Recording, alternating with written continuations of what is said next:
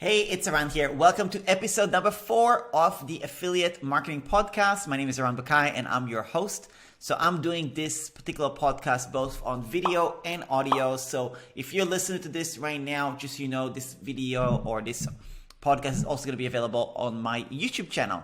Now, I want to tackle in this episode specifically the different autoresponder tools, email autoresponder tools, also known as email service providers, different software tools, different pricing points, and kind of the pros and cons of which one to go with. This is a very common question I receive.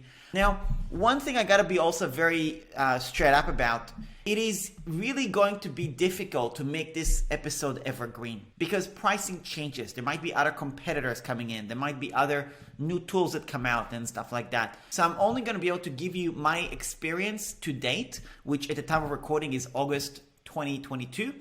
And I'll give you kind of my thoughts on different options. And I think I want to break it down in 2 different types of software. So no matter what options you choose, there's going to be different names for it, and I'll bring it up in a moment. But there's really 2 options for you to choose from. Option number 1 is sign up for an email service provider that is what they do. That is the software that they take care of. That is their specialty. You don't get any additional features that you might need in your business. It is purely an email marketing software that you can send automated emails and you can send email broadcasts. Now, automated emails means that when somebody subscribes to your lists, then you basically send him it triggers a response. So you basically send him an email instantly saying, thank you so much for signing up for the list. Here is your freebie or whatever. And then you send a nurturing sequence over the next few days or a few weeks or a few months or whatever you choose. That's called an autoresponder or an email nurturing sequence or an email sequence. Any one of these, that's kind of how the name of it. And then there is the broadcast, the newsletter. This is in real time, you're sending updates on things that are going on in your life or things going on in your business or different marketing promotions you're doing or affiliate promotions or whatever. So you want to basically find the software that either does that exclusively as their main benefit and their main features. And option number 2 is finding a software that has those features inbuilt, but they also provide you with other tools you might need. For example, your website, your funnel, your online course area, your membership, things along these lines.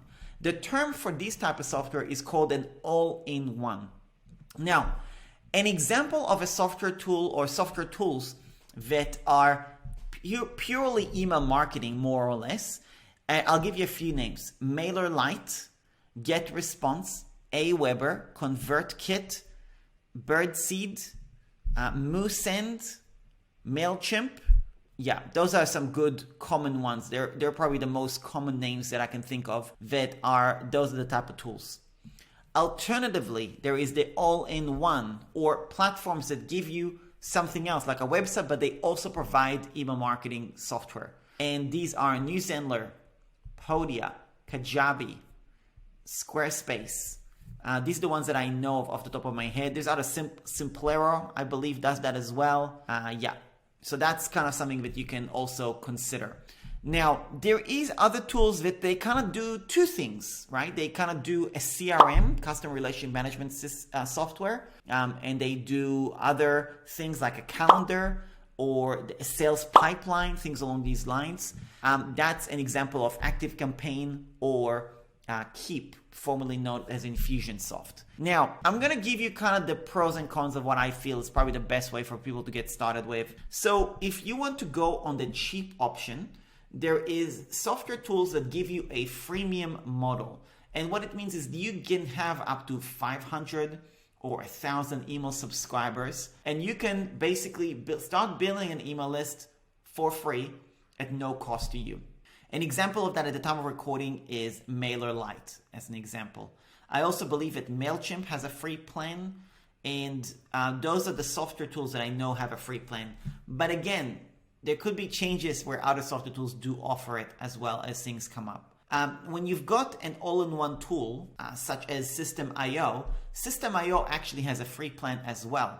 And they also give you email subscribers where you can start building an email list at zero cost to you. The only limitation is that they basically have branding for System.io, which is not really necessarily bad, because if somebody clicks on the button of the branding for System, you still get credit. Now, I'll tell you my honest thoughts. I personally have used GetResponse, I've used FloDesk, I've used AWeber, I've used ConvertKit and stuff like that. And I personally prefer, my preference is to go with a software like System.io or Newsendler or Kajabi or Podia when you're getting started. Because to me, you're going to need a website anyway. You might as well have it all inbuilt in the one place. Now, are there benefits to doing an email marketing tool on its own? Sure, there are benefits, but I just can't really, I can't even give you the benefits really when I'm in my mind, it didn't add that much value. It was easier for me to just have everything in a one place versus having it separate software. It just didn't add that much value to me personally. So, when I got started, I was using AWeber, and I think the way I set it up is I connected AWeber to WordPress from Recall. That's how I had it talking to each other. So people will go to my WordPress site and then subscribe through AWeber, and that's how I built my email list. And then it was the same thing with GetResponse. And I always had to download a plugin, like a WordPress plugin, or I needed to embed a code on my website and things like that, which, to be honest, if I didn't have a family member that would help me with all that stuff, I would get totally lost, because he's a developer, he's a coder. He was able to help me with all that stuff. And, honestly, I would have gotten lost, right? Now, the first time I kind of started getting comfortable with email softwares and stuff like that is probably when I was starting to use Podia. And Podia was an all-in-one course platform that I was using. And there was email marketing inbuilt. And there was no integrations. There was no connections. It just was somebody buys, it automatically gets added. Somebody downloads something for free, it automatically gets added. So everything was just so much more intuitive in my mind. So I definitely preferred Podia. And then now I'm using System as well. Later, there is also, I've used a software tool called ConvertKit. Now, the reason I was using ConvertKit was for a very specific use case. And that was when I was testing two different marketing strategies. One marketing strategy was doing live webinars and evergreen webinars. And I was using a software called Webinar Ninja, I believe. And they only integrated with ConvertKit. And also I was using ManyChat, and ManyChat is a software for automated messenger messages. So when somebody sends you, leaves a comment on a post, it automatically triggers a messenger message from you to them. Or if somebody sends you a message with a specific keyword, in the message, you automatically send them a specific reply, and you can have a bot that does the talking. So I was testing out both marketing strategies, and those particular two tools, Webinar Ninja and ManyChat, had direct integration with ConvertKit. So I was using ConvertKit for a little bit for those reasons. I just found that I wasn't at that level where I'm ready to automate my business that way. So I ended up just dropping the whole idea. I then moved to FloDesk, and FloDesk is an email marketing tool which is really new on the market. And this is a really interesting point, because I'm saying that this episode is going to be really difficult to make evergreen, because FloDesk, I think 3 years ago, nobody heard of them. They didn't exist at all. They're actually a brand new company, and they kind of sprung up out of nowhere and got really good traction, and everybody knows of FloDesk now. But they were kind of out of nowhere, right? Now, the thing about FloDesk that they lacked, and that brings me to the next point, is integrations. If you're going to use a specific email marketing software, you need to make sure that there are integrations that work with them. And integrations sometimes don't require anything fancy, because sometimes you could just grab the code and put the code on the website, and that integration is done. And sometimes you need the two tools to talk to each other, and that's not always the case. And you want that, especially when you're using more advanced software tools. For example, if you're using ActiveCampaign, if you're using Infusionsoft or Keep, if you're using those two tools primarily, Ontraport is another one. If you're using them, you really have to have direct integrations. Otherwise, you're going to end up piecing things together, and it's going to be actually quite painful. So I definitely don't recommend, if you're going to use those advanced tools, you want to use it with a software that directly integrates. For example, if you're going to use ActiveCampaign, that works really well with ClickFunnels because they have direct integration. Same with ActiveCampaign and Kajabi, this direct integration. I don't believe there is direct integration between Keep and also Kajabi, as an example. Then there is a software tool called ThriveCart, and I know I might be going over people's head at the moment just because there's so many options, right?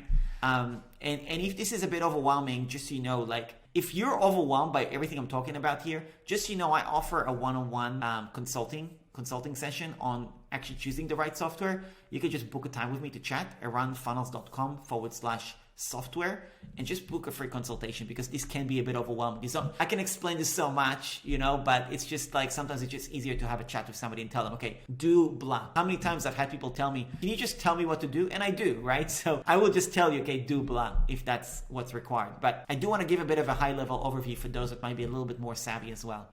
So those are direct integrations with those tools. So ThriveCart is a payment processing tool, and they come with another software called ConvertBox, and ConvertBox does pop-ups, pop-ups where you can capture people's attention at different stages of the page and how many times they visited the website. That has direct integration with Infusionsoft, but I don't know if they have any ActiveCampaign. So you kind of need to be in the know of what integrates with what in order to make the right choice.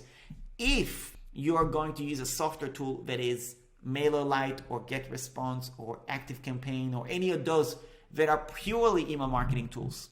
If you're going to use NewsHandler, if you're going to use Kajabi, then that's not an issue really. They're kind of all inbuilt, and that's why I like those tools personally. And that's why I'm also not a huge fan of WordPress as well, because with WordPress, you don't get email marketing. You need to connect it to something else, and then you need to connect the payment, and then you need to connect the course area, and then there's plugin for this and a plugin for that. And if one breaks, then the other one might not break, and then the other, it's just you're piecing things together. Now, some people swear by WordPress, but it can get really technical, and it's just not something I want to focus my time and energy on. Even though I'm known as the tech guy, I do tech support. I'm not tech savvy to the degree that I want to then spend all my time doing tech. I want to do the minimal that I need to do to be able to launch and actually monetize my business. Have the email marketing inbuilt, basically. So if you're on a zero budget, you got $0, System.io is a great place to start because it actually costs nothing to set it up, and they have the templates, they have everything kind of inbuilt. It's a great place to start. There is also another option, which is not something that I'm not really a big fan on, and that's a one-time payment deals. Now, one-time payment deals is, if you go to a website called appsumo.com, they have deals where software companies basically offer their service for free, not for free, as a one-time payment to be able to gain market share and gain traction and get customer feedback and stuff like that. Some of these tools go bankrupt, some of them don't, some of them stick around, some of them do subscription and all that. Now, AppSumo has something that's called AppSumo Originals. Now, AppSumo Originals is basically software tools that AppSumo, instead of them brokering other software tools, they've actually built software tools themselves. And one of them is a software called SendFox. And SendFox is an email marketing tool, which I know the CEO of AppSumo, or not the CEO, but the founder of AppSumo, Noah Kagan, he built it for himself because his blog still has SendFox. So this is also a decent option. I don't believe, even though it's a one-time payment deal, I don't think that company is going to go bankrupt. But even though there's a one-time payment, there is still an ongoing cost later as you grow. So it's not really a lifetime deal from what I know. So that's kind of the different options. I definitely would recommend go with a tool that gives you everything in one place. So System.io, $0 to get started. I think it's 1,000 email subscribers. You get landing page for free. You get the emails for free. You can send unlimited emails, all that stuff. So that's definitely a good place to go. Zenler, a little bit more expensive, $647 a year or $67 a month. Kajabi, definitely on the higher end, and so on. Now, should you use an all-in-one versus using all-in-one and another software? So for example, I know people who use ConvertKit and NewsHandler.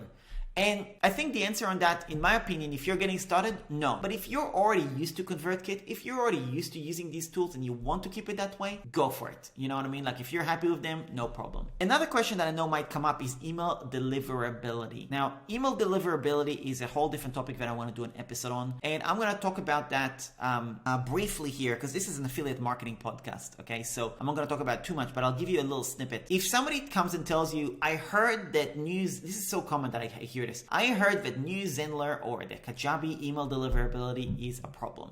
right? And let me tell you, 9 out of 10, that is just not true. There was one instance where Kajabi had a legitimate problem with their email deliverability, and that was when I started using them about a year and a bit ago, and they legitimately had an issue. I mean, their CEO came out and said, look, we've had an issue with deliverability, and we are discussing this and we're resolving it, and he kept us updated for about 3 days until they had it all resolved, and they got their deliverability sorted. So there was a legitimate reason at that time where Kajabi had an issue. That's not the case anymore. Now, the thing is, you got to understand about these companies, if these companies have issues with deliverability, they go bankrupt. Like that. Like they cannot afford having bad deliverability. So it's not that these companies have bad deliverability. What I find is that the people that claim bad deliverability actually don't understand what they need to do to make sure they have good email deliverability. For example, you need to make sure that you don't have emails that are not subscribed to you. You cannot illegally email people that don't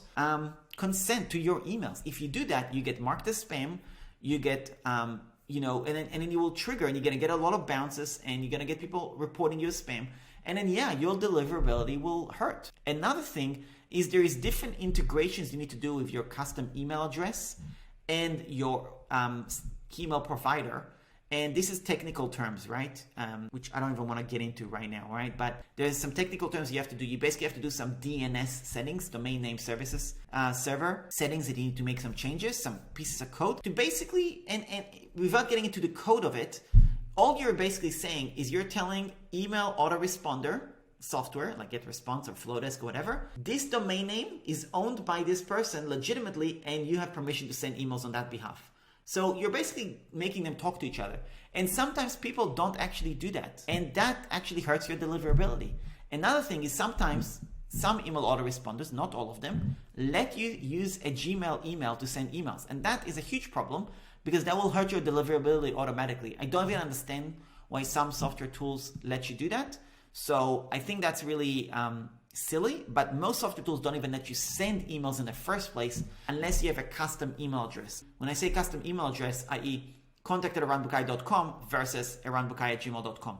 You cannot send from a Gmail, you can send from a custom email address. So anyway, that's another reason why some people go to spam. And then the last reason is if you're using words on the subject line, like the word free or cash, then you're going to trigger the spam filters. All you gotta do is go to Google right now and Google what keywords trigger spam filters. And you will find blog after blog after blog. One of reliable blogs from HubSpot, where they make a list of all the different keywords that you need to avoid in your subject line. Also, ActiveCampaign has a lot of free resources. Also, MailerLite has a lot of great resources. GetResponse has a lot of great resources.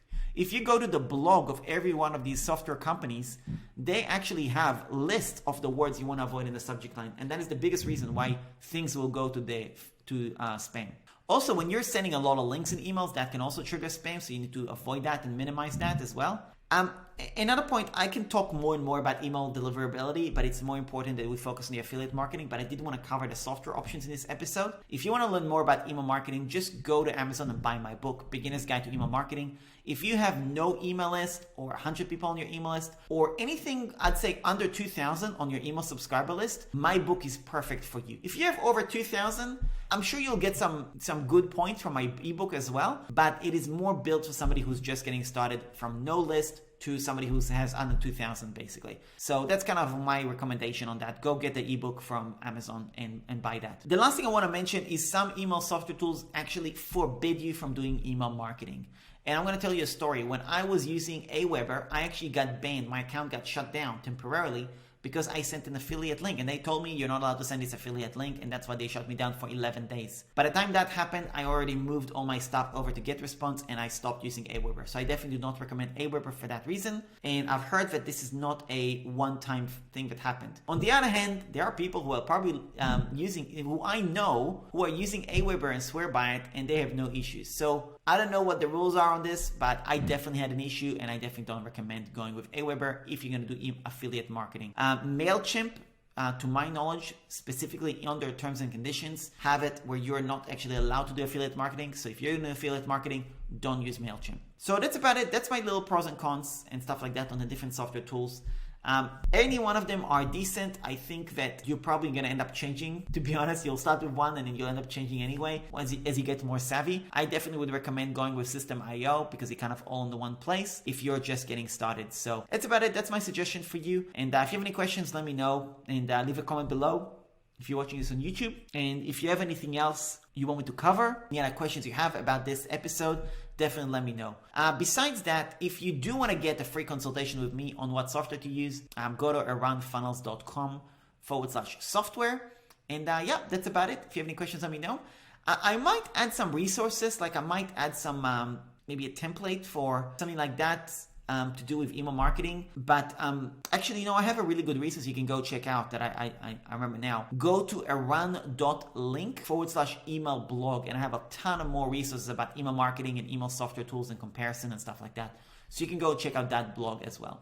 So that's about it. Thanks a lot for tuning in for this episode. Yeah, I really appreciate you. And in the next episode, what I wanted to cover in this podcast, the Affiliate Marketing Podcast, is different ways where you can actually promote an offer. We're actually going to dive into how do you even promote an affiliate link. And I'm going to pick an example probably for a couple of different software tools that I use. And I'll kind of go through some examples of things that you can do to promote it. So that will be episode number 5, the different ways on how to promote your affiliate link. So that's about it. Let me know if you have any questions. Thanks a lot for tuning in. I'll speak to you soon.